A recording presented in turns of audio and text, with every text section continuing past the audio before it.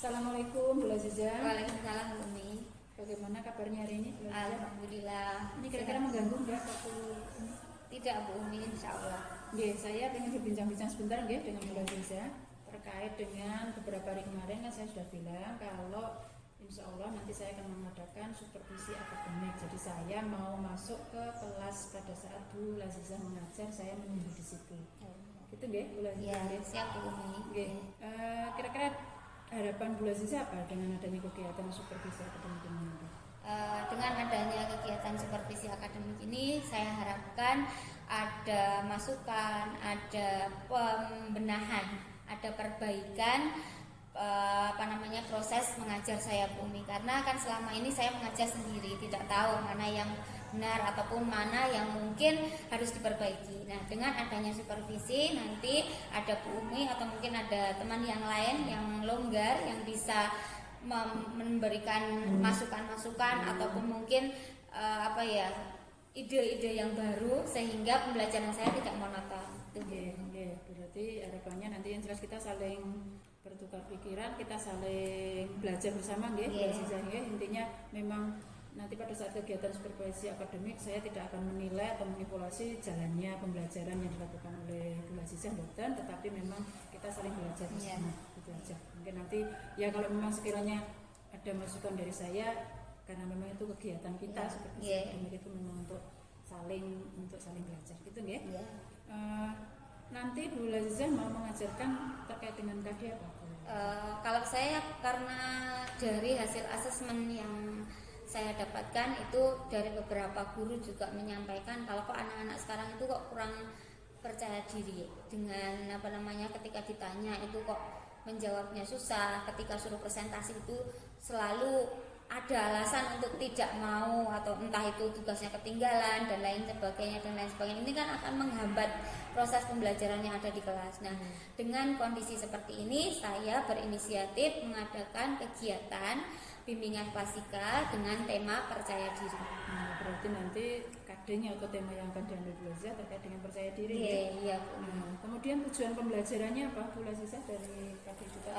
Tujuan pembelajarannya adalah anak memahami definisi daripada percaya diri. Kemudian anak bisa menyebutkan triks atau tips bagaimana untuk bisa percaya diri. Nah, kemudian bisa mengetahui dan juga bisa memahami dan menyebutkan apa itu manfaat dari percaya diri. Dan yang terakhir yang jelas adalah anak mampu untuk mengaplikasikan, mengekspresikan rasa percaya dirinya dengan berlaku asertif ketika pembelajaran di kelas ataupun ketika berinteraksi dengan orang-orang lain di luar kelas. Berarti tujuan pembelajaran yang pengen dicapai Bu Laziza sangat lengkap ya. Tadi jadi anak-anak akan memahami tentang percaya diri itu apa, bahkan nanti di akhir anak akan mampu menggunakan rasa percaya dirinya itu pada saat mereka entah itu di kelas atau mungkin nanti mereka pada saat di luar gitu ya. Kemudian persiapan apa yang sudah Bu Laziza siapkan untuk pembelajarannya nanti? Untuk pembelajaran yang akan saya lakukan, yang saya siapkan yang jelas adalah materi pembelajaran itu dalam bentuk PPT yang nantinya akan saya tampilkan dan akan saya share kepada peserta didik. Jadi nanti biar ketika pembelajaran itu dia itu paham dan juga di luar itu mereka juga bisa mengulang kembali apabila materi itu belum difahami secara baik.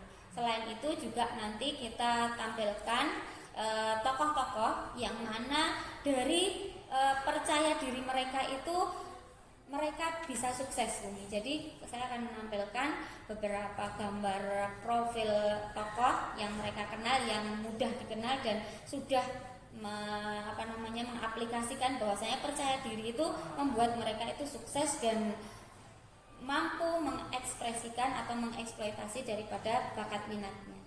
Berarti persiapannya belajar dan menyiapkan PPT yang nanti di-share ke anak-anak, termasuk anak pun juga bisa mengulang di lain waktu apabila mereka misalnya lupa gitu ya. Termasuk yang sangat menarik tadi, belajar juga akan menampilkan profil mungkin tokoh atau bahkan mungkin seseorang yang memang sudah sangat familiar di anak-anak ya. Jadi misalnya melihat gambar itu saja mungkin anak akan sudah kenal gitu ya. Terutama memang profil itu seseorang yang memang atau tokoh itu lagi yang viral, viral, kemudian familiar, memang yang jelas mereka sudah berhasil, idolakan, jadi idola dan mereka berhasil dalam hidupnya, gitu ya. Kemudian strategi pembelajaran apa yang dilakukan Bu Laziza nanti? Strategi pembelajaran yang akan lakukan adalah yang pertama adalah saya akan melakukan edukasi dengan bimbingan klasikal. Kemudian dari bimbingan klasikal itu nanti apabila ada yang peserta atau siswa yang tidak paham atau yang tidak hadir Umi, kita kan tidak tahu juga apakah anak itu hadir semua atau tidak. Nah nanti bagi yang tidak hadir dan mungkin ada kegiatan-kegiatan yang lain di dalam sekolah tapi di jam itu tidak ada, nanti akan saya buat kelompok untuk memberikan edukasi tersendiri.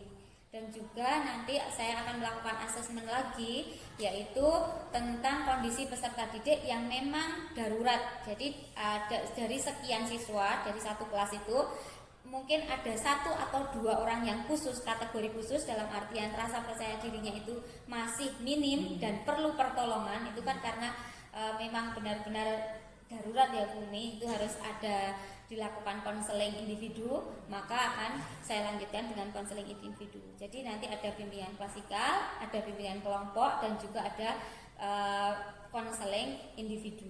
Itu strategi yang akan saya gunakan dalam kegiatan edukasi untuk materi percaya diri. Berarti strategi yang diambil Bu Laziza tadi yang pertama secara klasikal, secara dulu satu kelas. Apabila nanti ternyata ada anak-anak mungkin yang memang pada saat itu belum masuk atau mungkin berbarengan dengan kegiatan sekolah dan sebagainya, ada bimbingan kelompok gitu ya. Bahkan nanti kalau masih ada ditemui misalnya 1-2 orang yang memang perlu penanganan khusus lagi, berarti ada bimbingan individu gitu ya. Ada konseling individu. Konseling individu. Berarti sangat lengkap sekali ya, sudah sangat lengkap secara klasikal, kelompok maupun secara individu. Kemudian area pengembangan seperti apa yang mau dikembangkan oleh Bu Laziza? Yang jelas dari tujuan pembelajaran ini, ketika saya itu menangkap kondisi di lapangan bahwasanya anak-anak itu perlu edukasi dan juga motivasi dan juga treatment tentang pengembangan rasa percaya diri, untuk menumbuhkan rasa percaya diri, pengembangan rasa percaya diri. Dan ini saya berharap dengan adanya edukasi, dengan adanya bimbingan klasikal, dengan adanya bimbingan kelompok dan juga konseling individu ataupun kelompok, ini anak-anak itu mampu dan bisa lebih percaya diri, karena pada dasarnya anak-anak itu memiliki kemampuan dan potensi yang luar biasa. Nah itu kadang anak belum mengetahui, dan dengan edukasi seperti ini saya harapkan tumbuhlah rasa percaya diri pada peserta didik. Yang sudah percaya diri akan lebih percaya diri lagi, yang belum percaya diri akan lebih memiliki rasa, dikuatkan lagi dengan percaya dirinya. Dan kemudian dengan rasa percaya diri itu nanti membuka pintu-pintu kesuksesan mereka. Dengan ketika di kelas mereka aktif bertanya, jadi tidak hanya diam saja mendengarkan, sepertinya mendengarkan, tetapi kadang ketika ditanya pertanyaannya dengan jawabannya itu kok tidak sinkron. Nah itu kan perlu diluruskan. Kemudian ketika mungkin ada kegiatan-kegiatan di luar kelas, itu anak-anak juga tidak usah dioyak-oyak gitu loh Bumi. Jadi dengan rasa percaya diri itu mereka hasilnya itu pikir carry gitu. Yang penting sekarang maju duluan gitu. Entah itu apa, perlombaan apa saja, kan kita di sekolah sering melakukan kegiatan, baik itu antar kelas, lomba antar kelas ataupun lomba-lomba yang kadang ada yang individual, ada yang kelompok. Nah ini dengan edukasi ini saya harapkan untuk kegiatan-kegiatan di sekolah itu bisa sukses dan berjalan dengan baik tanpa harus kita itu ngoyak-oyak satu persatu atau bahkan memaksa dengan ancaman dan lain sebagainya, tidak, tetapi mereka bergerak dengan rasa percaya dirinya dan mampu ditunjukkan dalam kegiatan, baik itu di dalam kelas ataupun di luar kelas, baik itu yang intrakurikuler, ekstrakurikuler ataupun kokurikuler, itu semuanya bisa terlaksana dengan baik dengan bekal rasa percaya diri. Berarti area pengembangannya intinya nanti anak-anak diharapkan semuanya, jadi karena memang setiap orang tua juga punya kemampuan masing-masing ya. Jadi intinya anak-anak akan mampu dan untuk lebih percaya diri di momen apapun itu gitu ya. Secara apakah itu nanti masih di lingkup sekolah maupun juga nanti pada saat mereka harus bersaing di luar dengan sekolah lain dan sebagainya. Ini nanti kelas yang mau diajar Bu Lazizah kelas berapa? Yang mau saya ajar kelasnya Bu Dita, yaitu kelas 11 IPS 1. Kemarin saya sudah koordinasi sama Bu Dita. Ya, yeah. Jam berapa? Agak siang Bu, mungkin setelah istirahat. Okay. Berarti nanti ini hari apa dilaksanakannya Bu? Hari Selasa Bu. Oh, hari Selasa. Okay. Berarti nanti untuk kelas 11 IPS 1 di jamnya Bu Dita, tapi tadi sudah koordinasi Iya. Oke, berarti nanti insya Allah di hari Selasa untuk kelas 11 IPS 1 saat Bu Lazizah masuk, nanti saya ikut masuk ke dalam kelas. Nah, untuk kegiatan hari ini, untuk yang pra observasi, insya Allah sudah selesai Bu Lazizah. Terima kasih. Semoga nanti kegiatan observasinya, artinya pelaksanaan pembelajarannya semuanya berjalan dengan lancar. Kemudian Bu Lazizah, untuk yang terakhir, nanti setelah kegiatan observasi kita masih bertemu lagi ya Bu Lazizah, satu kali lagi untuk kegiatan pasca observasi. Mungkin nanti bisa setelah Bu Lazizah ngajar ataupun juga bisa di hari berikutnya, nanti dilihat dari waktunya kita waktunya nanti bertemu lagi. Oke, terima kasih Bu Lazizah untuk hari ini. Insya Allah nanti sekali lagi saya akan ikut masuk di jam setelah istirahat hari Selasa kelas 11 1. Semoga semuanya berjalan lancar. Terima kasih. Assalamualaikum.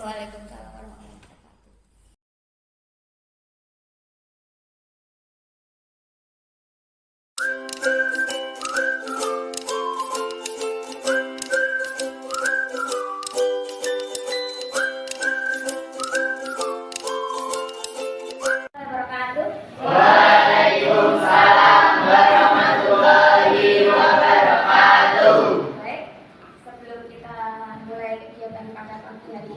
Kita berdoa bersama. Siapa yang paling kecil? Silakan pimpin doa. Doa mulai. Doa selesai. Baik. Kalau sebelum kita mulai, tadi kita sudah berdoa. Lihat kanan kirinya. Adakah teman-temanmu yang tidak ada pada jam ini? Siapa? Reno. Kali. Siapa? Lukman. Zainal. Yena.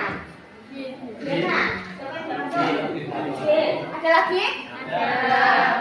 Berarti teman-teman semuanya dari sini menandakan bahwasanya teman-teman kenal semuanya satu kelas. Sebelum kita lanjutkan untuk menambah semangat belajar kita, saya akan membuat permainan. Permainannya adalah tembak kata positif. Kata positif yang akan diucapkan adalah sesuai nama depannya. Bisa dimati? Ayo kita coba. 1, 2, 3, semangat. Nanti coba. Zara. Oh, semangat. Oke. Asik. Namanya siapa? Arya. Asik. Amin. Literasi. Nama depannya apa? L. Siapa? Lilis. Literasi. Nah ini sangat mengena sekali ya pelajaran literasi sampai terngiang-ngiang. L. Literasi. Baik. Yuk. Yakin. Namanya siapa? Yudi. Yakin. Doa.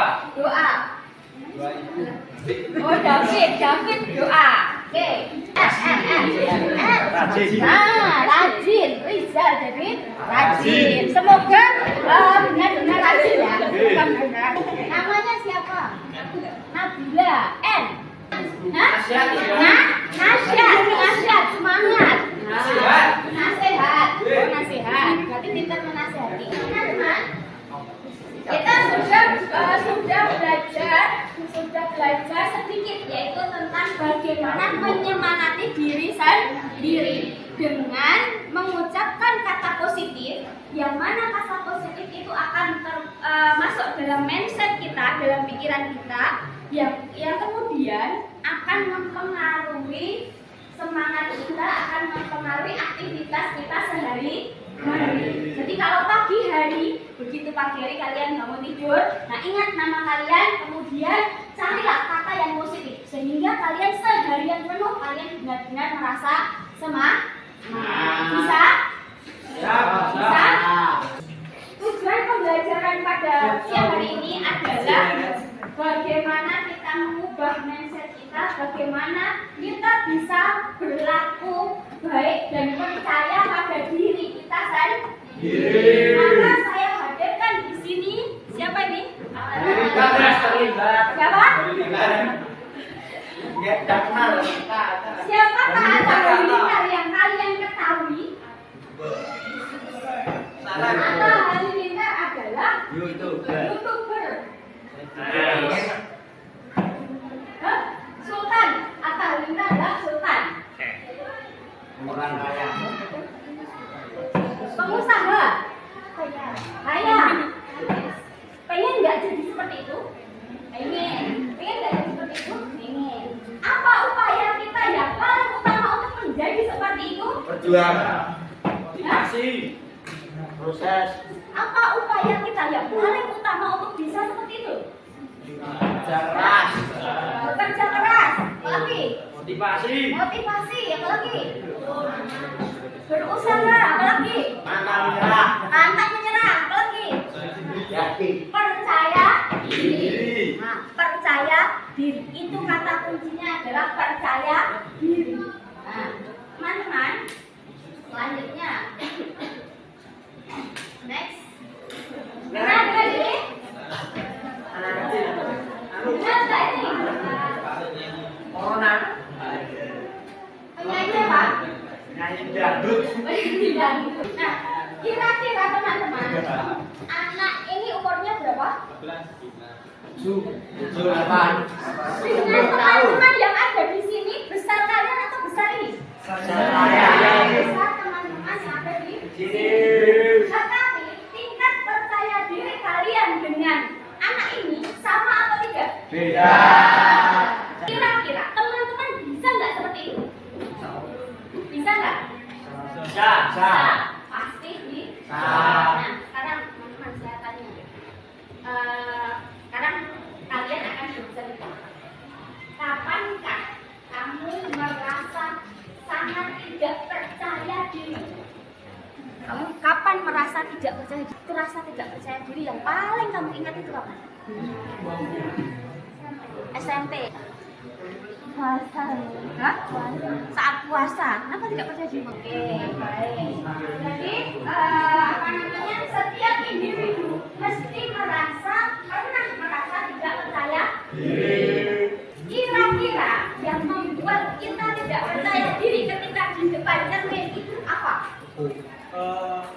Dari pengalaman yang saya rasakan itu, saya tidak percaya diri saat lihat pencapaian saya saat ini dibanding oleh orang lain.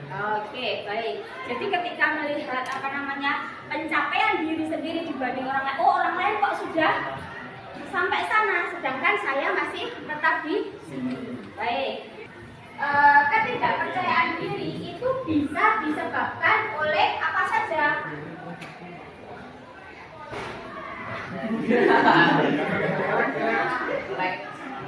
Kesalahan, sering melakukan kesalahan, akhirnya tidak percaya diri. Mas, oh penting yakin. Berarti kalau tidak yakin, berarti itu faktor bisa menjadi penyebab tidak percaya diri. Penampilan.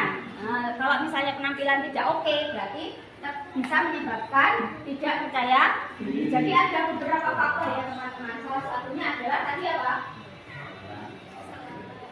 Sering melakukan kesalahan. Kemudian yang kedua, kurang yakin pada diri sendiri. Berarti manajemen atau kesadaran diri atau pemahaman dirinya kurang. Oke. Terus tadi adalah dia apa lagi? Penampilan. Nah, sekarang teman-teman, menurut teman-teman percaya diri itu penting nggak sih? Tapi kan hal-hal yang menyebabkan percaya diri. Dan sekarang manfaat percaya diri. Ketika kita sudah percaya diri, itu manfaatnya apa? Mungkin kamu ketika presentasi di depan, presentasi biar percaya diri. Nah, itu manfaatnya ketika kamu sudah percaya diri itu apa? bisa public speaking dengan baik. Apa manfaat percaya diri?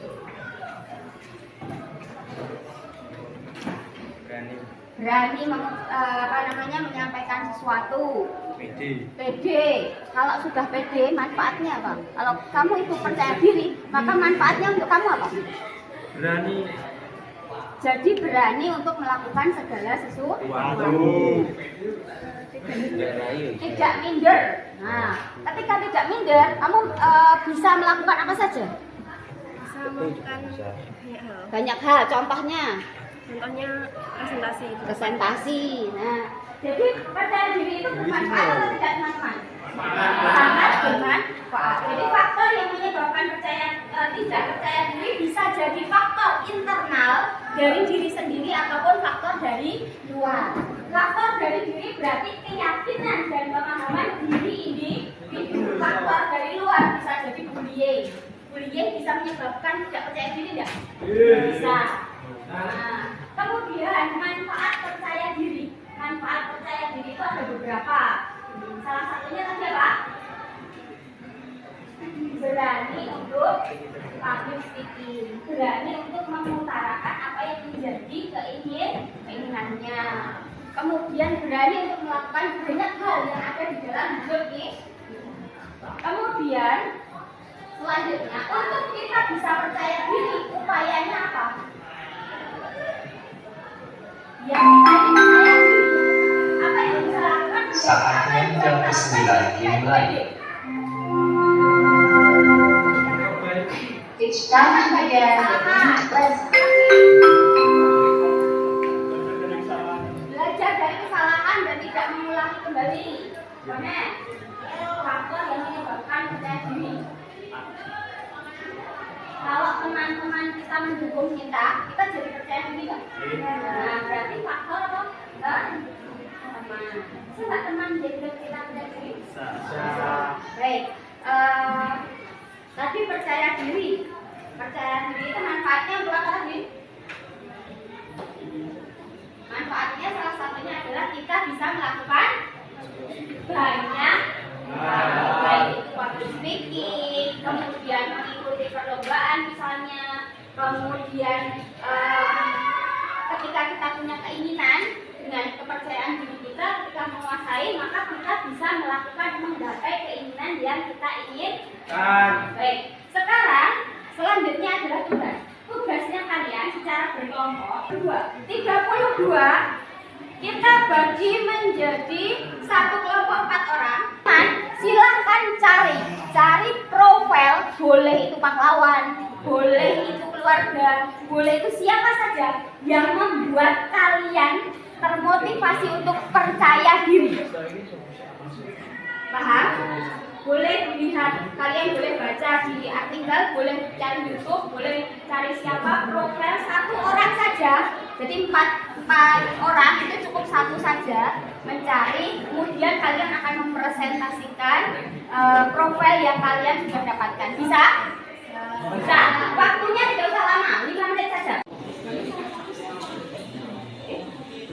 Ya, yang lain silahkan.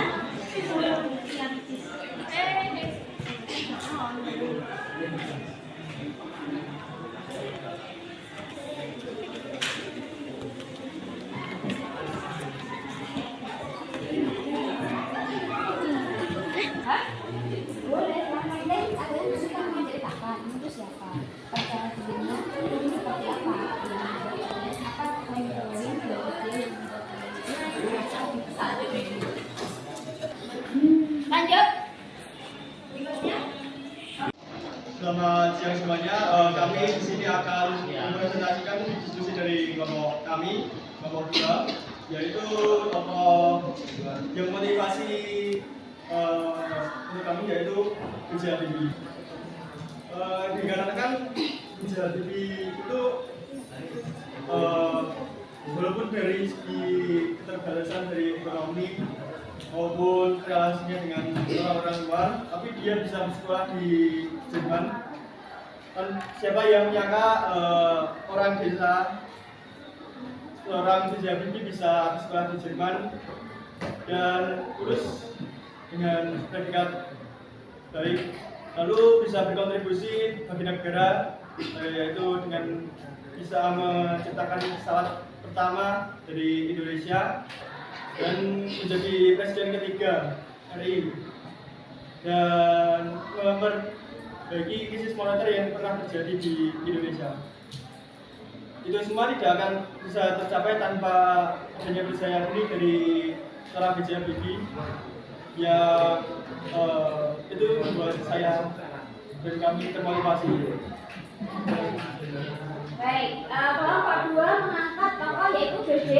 Habibie, di mana di saat itu orang-orang masih awam dengan pendidikan, tetapi dengan percaya diri dengan kemampuannya, yang anak orang desa, tapi mampu untuk memberikan menorehkan prestasi yang baik untuk bangsa Indonesia. Tepuk tangan untuk kelompok 2.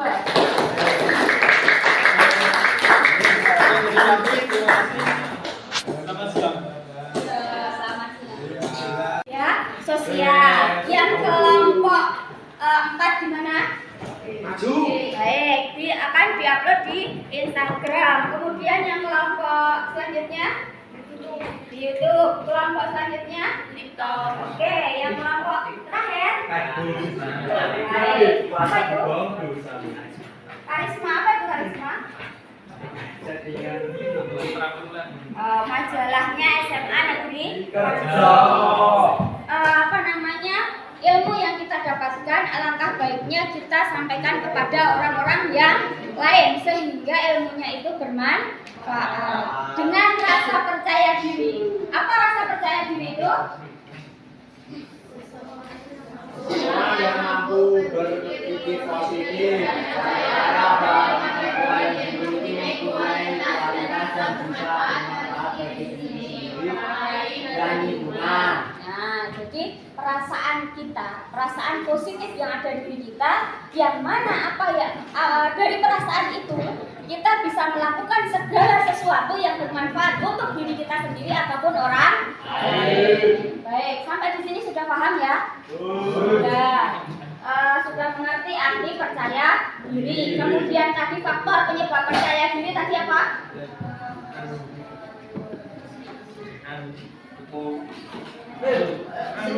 Apa faktor penyebab percaya diri tadi? Yang menyebabkan kita percaya diri? Yakin. Adanya keyakinan di dalam hati sehingga kita mampu melakukan segala sesuatu dengan baik. Baik. Kemudian manfaat percaya diri tadi apa, Panji? Naik motor, teman. Nah, Panji ini penjelajah dunia. Sudah sampai mana Panji jalan-jalannya? Jawa Timur. Jawa Timur di mana Panji? Malang. Kalau nggak percaya diri kira-kira sampai Malang nggak Ji? Itu adalah bukti bahwasanya percaya diri itu sangat penting. Baik, evaluasi kita pada hari ini sudah kita sampaikan ya, evaluasi hasil bahwasanya teman-teman semuanya sudah mengerti arti dari percaya diri, pentingnya percaya diri. Maka untuk kita sukses kita perlu yang namanya percaya diri. Baik, teman-teman, kira-kira menurut teman-teman kegiatan seperti ini bermanfaat ya?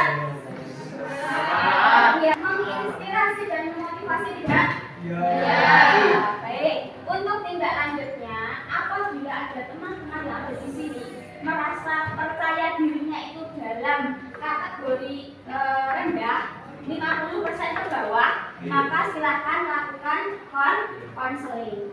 Nah, lakukan konseling. Di mana tempat konselingnya? Boleh lewat chat, boleh langsung menemui saya, boleh ditulis di kotak. Itu kan ada kotak masalah ya depan ruang BK. Nah, silahkan dimasukkan di situ. Jangan lupa nama dan kelasnya sehingga saya bisa memfollow up, menindaklanjuti. Begitu ya teman-teman. Sebelum kita akhiri, teman-teman silahkan ambil tempat duduk yang baik. Kemudian kita akan merefleksikan diri sejenak. Pejamkan mata. Pejamkan mata. Rilekskan badan Zainal. Tolong rilekskan badannya. Kemudian ambil nafas dengan baik. Tarik nafas. lepaskan perlahan-lahan dan katakan pada diri teman-teman bahwasanya teman-teman punya rasa percaya diri, mampu untuk menghilangkan pikiran-pikiran yang tidak baik, ketakutan, kekhawatiran yang ada. Kalau selama ini mungkin ada ketakutan, silahkan dilepaskan bersama dengan hembusan nafas kalian. Tarik nafas, ambillah satu motivasi positif yang akan membuat kalian lebih baik lagi, lebih percaya diri lagi, dan kalian akan bisa mencapai apa yang kalian cita-citakan. Silakan direfleksikan, tarik nafas, hembuskan pelan-pelan. Satu kata positif sisipkan dalam diri pikiran kalian. Hitungan ketiga, buka mata. 1, 2, 3. Ada yang masih tidur? Tidak ada. Alhamdulillah. Pada kesempatan siang hari ini kita bisa melakukan kegiatan dengan baik. Terima kasih partisipasinya, terima kasih waktunya. Semoga kita bertemu lagi di lain kesempatan. Ada salah kata dan salah ucap, salah sikap, saya mohon maaf. Bila kita bekerja, assalamualaikum warahmatullahi wabarakatuh. Waalaikumsalam warahmatullahi wabarakatuh.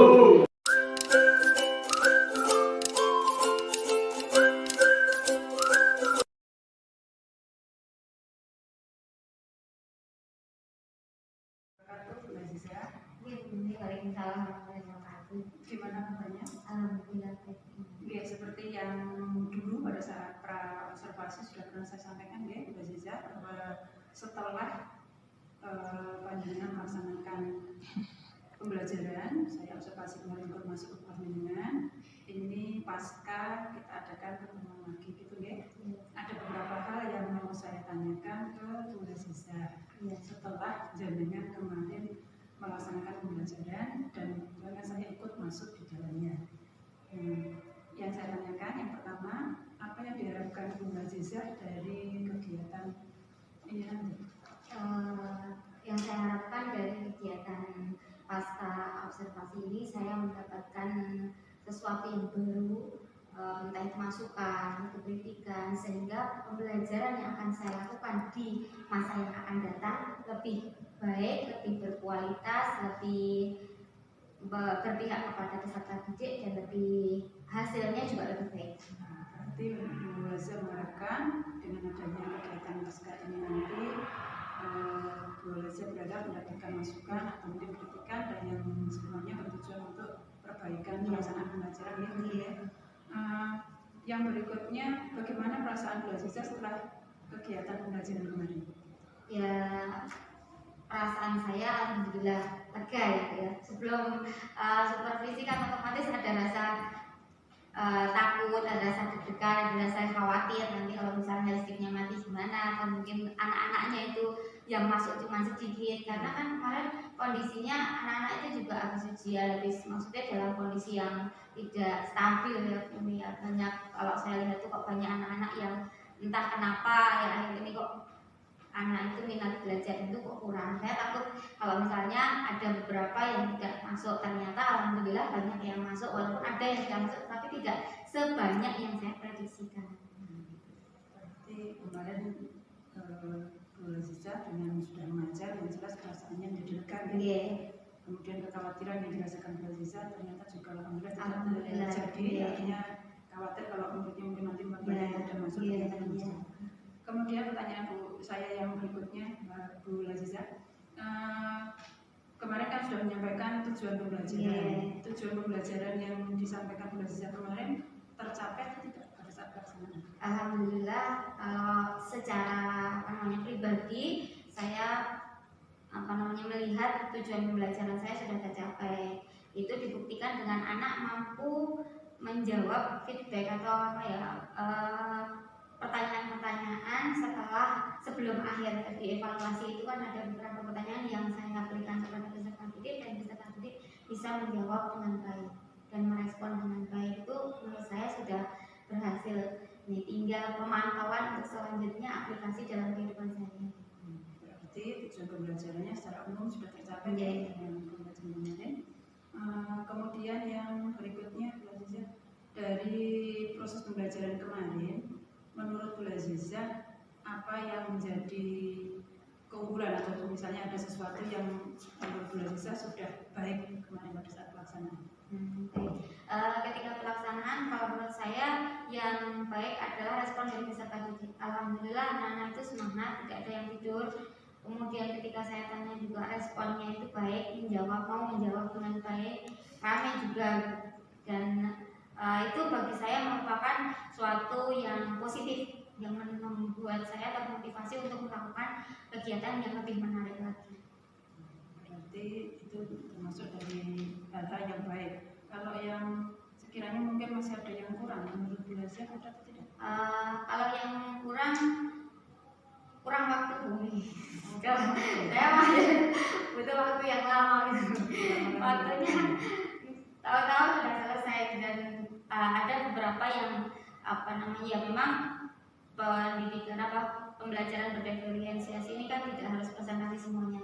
Jadi kemarin sebagian ada yang upload tugasnya itu lewat media dan lain sebagainya. Nah itu istilahnya saya harus agak memantau, itu kan agak butuh waktu, nggak harus saat itu. Kalau misalnya presentasi kan kita bisa lihat, oh anak itu langsung terlihat, tapi karena ada sebagian yang uploadnya itu jadi di media sosial, jadi tidak langsung terlihat efeknya. Dan mungkin besok saya bisa lebih membuat variasi yang lain yang terlihat. Berarti itu merupakan satu hal yang menurut Bu Aziza kekurangannya ya. Jadi dilihat dari waktu mungkin Bu Aziza kurang, sehingga pada saat misalnya anak mengumpulkan tugasnya tidak harus hari itu, sehingga pada saat kita mungkin memorasikan juga di hari lain. Nah, kalau melihat seperti itu merupakan satu kelemahan atau kekurangan. Kira-kira perbaikan atau langkahnya yang akan diambil Bu Aziza? Untuk perbaikannya manajemen waktu yang jelas ya. Jadi kita bagaimana caranya waktu yang sedikit itu lebih efektif.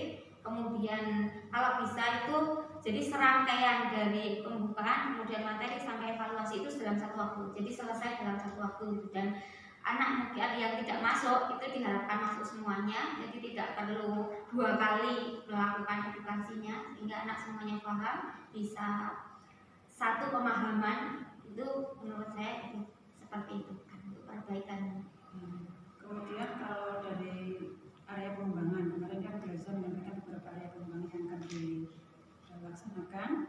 Kalau dilihat strategi apa yang akan Bu Aziza lakukan, melihat misalnya area pengembangan yang kemarin Bu Aziza sampaikan, misalnya ada yang kurang seperti itu, strategi kedepannya seperti apa? Baik, untuk pengembangan seperti yang saya sampaikan di observasi bahwasanya dalam kegiatan bimbingan konseling itu bagi anak yang tidak masuk itu akan dilakukan kegiatan bimbingan kelompok sehingga tidak tertinggal.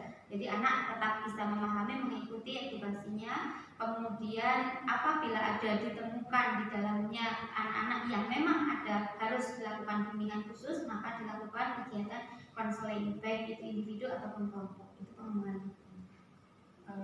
Dari pengembangan yang tadi Bu Aziza rencanakan ya ke depannya, nanti terkait dengan waktu kira-kira kapan mau dilaksanakan? Insya Allah minggu depan dulu, karena kalau terlalu lama nanti anak-anak lupa. Berarti waktunya minggu depan. Pertanyaan saya berikutnya Bu Aziza, kalau tadi dari rencana dengan mungkin minggu depan sudah mulai dikerjakan, kira-kira kalau menurut Bu Aziza perlu tidak atau siapa yang akan jenengan ajak kolaborasi untuk melaksanakan rencana yang akan Bu Aziza lakukan tadi? Sangat perlu, Umi. Jadi saya dalam kegiatan bimbingan konseling saya tidak bisa sendiri. Jadi saya membutuhkan wali kelas utamanya sebagai pendamping, karena ini terkait dengan perubahan sikap yang kemarin materinya. Karena saya percaya diri, otomatis yang saya harapkan adanya setelah edukasi, kemudian setelah bimbingan, adanya perubahan sikap. Yang dulu masih kurang percaya diri, sekarang lebih percaya diri. Otomatis saya membutuhkan wali kelas untuk pendampingan, sehingga saya tahu setiap hari mungkin ada anak yang kurang percaya diri, ini kenapa, gitu kan. Otomatis ini perlu penanganan khusus. Kemudian selain itu juga guru bidang studi yang lain, karena bagaimanapun juga setiap bidang studi, setiap mata pelajaran kan ada presentasi, ada ini. Nah kita lihat seberapa tingkat kepercayaan diri peserta didik sudah meningkat atau belum. Kemudian apa yang nanti ada lagi apa yang harus saya lakukan ketika menemui kasus yang baru. Ini berarti Bu Aziza untuk mengembangkan rencana kedepannya nanti Bu Aziza akan berkolaborasi dengan wali kelas, mungkin dengan guru mapel lain karena memang terkait dengan materi yang kemarin Bu Aziza sampaikan terkait dengan percaya diri ya. Percaya diri itu kan tentunya nanti pada saat misalnya di mapel saya anak-anak pada saat presentasi mampu tidak untuk melaksanakan gitu deh. Oke, mungkin itu Bu Aziza yang perlu saya sampaikan di pasca observasi. Sekali lagi tujuan kita untuk melakukan supervisi akademik kemarin itu kan tidak untuk mengevaluasi jalannya karena kita belajar bersama. Jadi saya tidak menggurui atau tidak, tapi kita belajar bersama. Minimal pada saat kita ngajar, kalau biasanya kita ngajar sendiri, tapi kemarin kan minimal ada teman yang ada di dalam ruang kelas kita kemudian ikut mengamati, memperhatikan pada saat kita mengajar.